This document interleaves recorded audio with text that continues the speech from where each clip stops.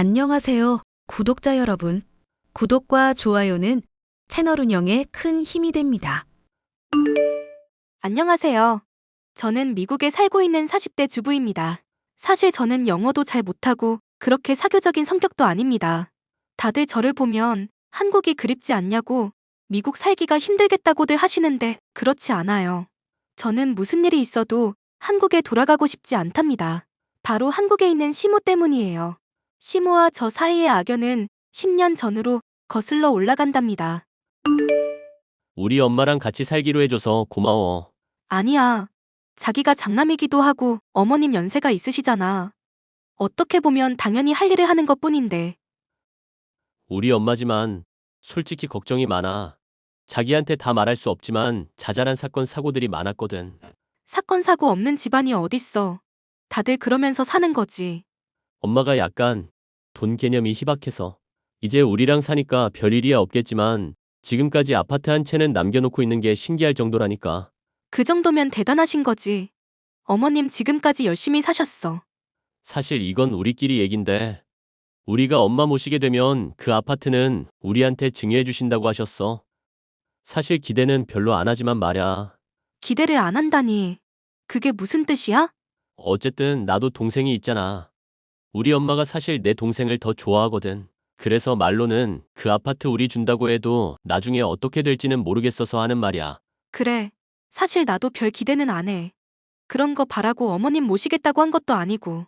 그냥 우리 엄마 마지막까지 지켜드리지 못한 미안함도 있고. 어머님 입장에서는 장남이랑 같이 살고 싶은 그 마음이 이해가 되기도 해서 승낙한 거지. 이 세상에 자기처럼 착한 사람은 다시 없을 거야. 자기를 만난 나는 세상에서 제일 행복한 사람이야. 에이, 왜 그래, 새삼스럽게. 저는 신혼 초부터 남편과 상의하에 어머님을 모시고 살기로 결정했습니다. 힘든 일이 될 거란 걸 모르고 결정한 건 아니었어요. 저는 어렸을 때부터 할머니와 함께 살았기 때문에 할머니와 저희 엄마 사이에 있었던 고부 갈등을 잘 알고 있었답니다. 하지만 저희 엄마는 언제나 현명하게 처신했고 할머니도 보수적이지만 그래도 대화가 통하는 분이어서 갈등이 크게 번지지는 않았어요. 어린 제 입장에서는 3대가 함께 산다는 게 너무 재미있고 좋았던 기억이 생생합니다. 결혼하면 곧 저희 부부의 아이도 태어날 텐데 그 아이 입장에서는 할머니와 사는 경험이 좋을 것 같아 흔쾌히 어머님을 모시는 일에 동의하게 되었습니다. 아가, 다음 달에 우리 동창회 모임에서 미국 놀러 가기로 했는데, 나 500만 원만 빌려주렴. 어머님, 갑자기 500만 원이란요. 그렇게 큰 돈은 저한테 없어요. 창규가 너한테 돈 관리 전부 맡긴다며. 그 돈 나 좀 빌려달라는데, 그게 그렇게 아깝니? 그 돈은 저희 미래를 위해 저축하는 돈이에요. 제 마음대로 쓸 수 있는 돈이 아니에요. 내가 언제 니들 돈 떼먹는다고 했어? 잠깐 쓰고 돌려준다니까. 그깟 500만 원 갖고 왜 이렇게 생색이야? 창규 씨랑 먼저 상의해 볼게요. 제 맘대로 결정할 수 있는 일이 아니라서요. 아가, 서진아. 내가 다른 사람도 아니고 네 남편 엄마야, 엄마. 그런데 내가 500만 원 달라는데도 네 남편한테 쪼르르 가서 일러야겠어? 나중에 곤란한 일 안 생기게 내가 금방 갚을 거니까 얼른 입금하도록 해. 어머님, 그래도요. 이게 그래도 말대꾸야. 너 내 아파트 받기 싫어? 네? 갑자기 아파트 얘기는 왜 꺼내세요? 내가 분명히 말했지. 나를 잘 모신다는 전제 하에 아파트 줄 거라고. 이딴 식으로 나 찬밥 취급하면 아파트 없어. 너네한테 안 줄 거라고. 어머님은 항상 이런 식이었습니다. 갑자기 불쑥불쑥 저에게 돈을 요구하고는 하셨고, 제가 돈 빌려드리기는 어렵다고 말씀드리면 그러면 아파트는 물 건너가는 거라고 일종의 협박 아닌 협박을 하셨습니다. 그때마다 남편과 우리 가정을 생각하며 참고 또 참고 어머님의 비위를 맞춰드려야 했습니다. 솔직히 제가 모아둔 돈이 없는 건 아니었습니다. 그래서 시어머니한테는 무슨 돈인지 말하지 않고 제가 갖고 있는 돈을 빌려드린 적이 꽤 많았습니다. 아가, 어젯밤에 내가 주차하다가 옆차를 긁었지 뭐니. 그 차 주인이 200만 원만 주면 합의해준다는데 내가 다음 달에 갚을 테니 200만 원만 빌려주렴. 어머님, 저한테 그렇게 갚는다고 하시고 안 갚으신 돈이 얼마인 줄이나 아세요? 저도 더 이상 돈이 없어요. 그리고 자꾸 저한테 돈 달라고 하시면 아범한테 말할 수밖에 없고요. 무슨 소리야? 창규한테 아무 말도 하지 마라. 이건 너와 나 사이의 거래야. 내가 너한테 잠깐 돈 빌려 쓰는 것뿐인데 그걸 왜 창규한테 다 일러 바치니? 어머니, 그 정도 현금도 없으셔서 저한테 돈 빌리시고 못 갚으실 정도면 아파트 팔아서 생활비로 쓰세요. 나중에 저희한테 그 아파트 안 주셔도 되니까요. 그건 싫다. 그 아파트야말로 나한테 있어서는 보물이지. 아파트 하나 있어서 내가 며느리 눈치 안 보고 사는 건데 팔긴 왜 팔아? 얼른 돈이나 빌려줘. 이번이 정말 마지막이에요. 그동안 빌려가신 돈도 얼른 전부 갚으세요. 알았어, 알았어. 아파트 값에 비하면 푼돈도 아닌 걸로 난리는. 더럽고 치사해서 갚을 거야. 저는 10년 동안 가랑비에 5천 낸 줄 모르게 어머님에게 돈을 뜯기고 있었습니다. 그러던 어느 날이었습니다. 서진아, 너희 시어머니 혹시 무슨 일 있으시니? 너희랑 같이 사는 거면 경제적인 어려움은 없으실 텐데 도통 무슨 일인지 모르겠어서 말이야. 그게 무슨 말씀이세요?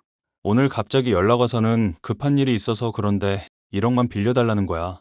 1억이라는 얘기 듣고는 너무 놀라서 무슨 일이냐고 했더니 얼버무리면서 자세한 말씀은 안 하시더라고. 아빠한테 1억을 빌려달라고 했다고요? 그래. 사실 너한테는 절대 말하지 말라고 비밀이라고 했는데 그래도 부녀 사이에 비밀 만드는 게 찜찜해서 말하는 거야. 너희 시어머니 말로는 너한테 이미 아파트 주기로 했다면서 본인한테 1억 정도는 빌려줘도 큰 손해는 아닐 거라던데? 어떻게 아빠한테도 말하는 패턴이 똑같을 수 있죠? 저한테도 맨날 아파트 줄 거라면서 그거에 비하면 본인이 빌려가는 돈은 푼돈이라면서 항상 떳떳하게 제 돈 가져가셨단 말이에요. 그럼 너한테도 돈을 빌려가셨단 말이냐? 1억처럼 큰 돈은 아니에요. 어쩔 땐 100만 원, 어쩔 땐 10만 원이기도 했고요. 작은 돈이라고 생각해서 그냥 드릴 때도 있었는데 그게 10년 동안 쌓이니 꽤 큰 돈이네요. 그런데 아빠한테까지 연락해서 돈을 달라고 하다니. 안 되겠어요. 제가 어머님이랑 한번 얘기를 해봐야겠어요. 어머님, 지금 어디세요? 친구 만나러 나왔다. 왜? 저희 아버지한테 연락해서 돈 빌려달라고 하신 게 사실이에요? 그 짠돌이 영감탱이가 그런 말을 해? 어머님, 저희 친정 아버지한테 짠돌이 영감탱이란요. 니네 아빠 돈 있는 거 온 세상이 다 아는데. 그깟 1억 주기 싫다고 온갖 핑계 다 붙여서 구구절절 변명하는 꼴이 얼마나 우습던지. 내가 더럽고 치사해서 안 받겠다고 했다. 퇴. 더럽고 치사하다고 말해야 하는 쪽은 어머님이 아니라 제 쪽이죠.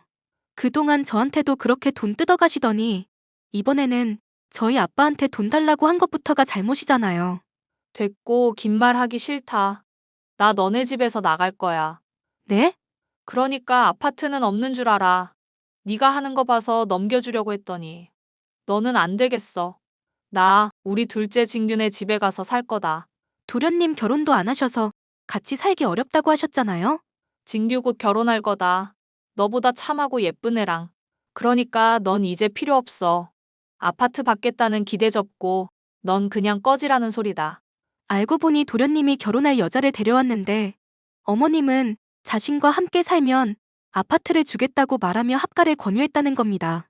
저는 10년 동안 본인을 케어한 제 정성과 노력을 이렇게 짓밟는 시어머니의 인성 때문에 완이 벙벙했습니다.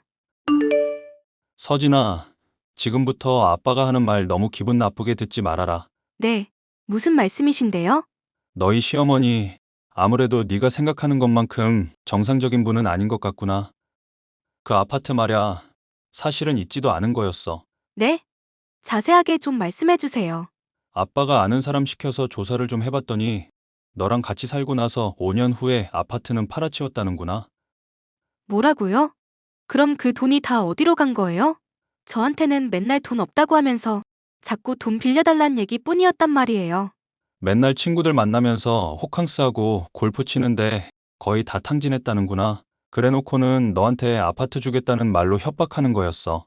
세상에, 그런 줄도 모르고 10년이나 속았다니 저 너무 억울해요. 억울하게 생각할 거 없다. 어차피 아파트 받자고 시어머니 모신 건 아니잖니. 아파트는 받으면 좋고 아니면 말고 했던 거지. 그건 그렇지만 아빠가 걱정하는 건 아파트를 받을 수 있냐 아니냐가 아니야. 너희 시어머니가 정상이지 않은 방법으로 자식과 며느리에게 권력 행세를 하려고 한다는 거지. 지금이라도 시어머니와 멀어지는 게 좋을 것 같구나. 안 그래도 그럴 생각이었어요. 사실 그이가 해외 발령 신청하려고 준비 중이었거든요. 그거 참 잘 됐구나. 너도 해외 생활하는 거 꿈이었잖니.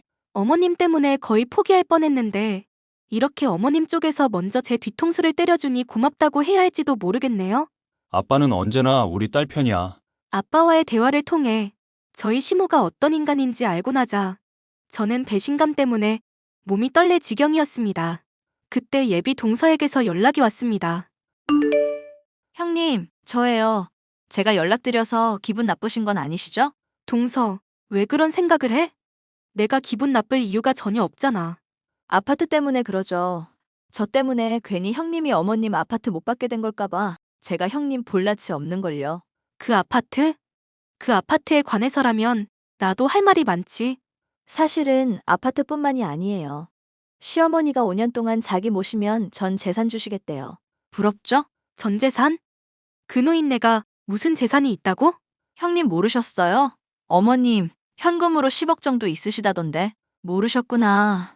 하긴 얼마나 개차반으로 모셨길래 10년을 모시고 아무것도 못 받으신 건지. 제가 형님 생각만 하면 눈물이 나잖아요. 동서, 정신 차려. 그 거지 기생충 같은 노인데 평생 모셔봐라. 아파트가 나오나. 네? 뭐라고요? 어머님 아파트 안 갖고 계셔. 진즉 팔아먹고 돈도 다 써버리셨대. 현금으로 10억? 웃기고 있네. 돈 없어서 맨날 나한테 돈 빌리시거든. 내 말 못 믿겠으면 동서가 알아서 조사해보든가. 나도 이런 말 굳이 동서한테 해줄 필요 없는데 동서가 인간적으로 불쌍해서 해주는 거야. 저는 동서에게 어머님에 대한 진실을 털어놓았고 동서는 그 길로 파혼을 선언했습니다. 야, 네가 뭔데 우리 진규 파혼하게 만들어? 저는 파혼하라고 한 적 없어요. 있는 그대로의 진실을 얘기한 것뿐이죠. 도대체 뭔 얘기를 했길래 그래? 어머님은 이미 아파트를 갖고 계시지 않다고 했죠.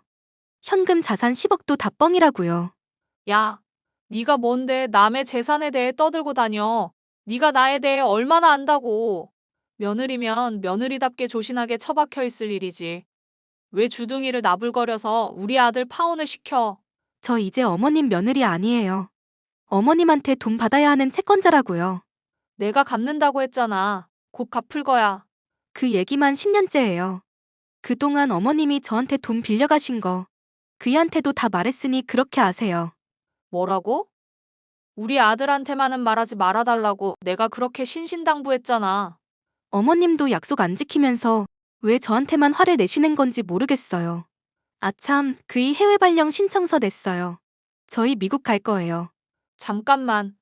그럼 나는 누구랑 살라는 거니? 그걸 제가 어떻게 알아요? 도망간 예비동서 다시 붙잡아 오시던지 도련님이랑 단둘이 오손도손 살면 되겠네요.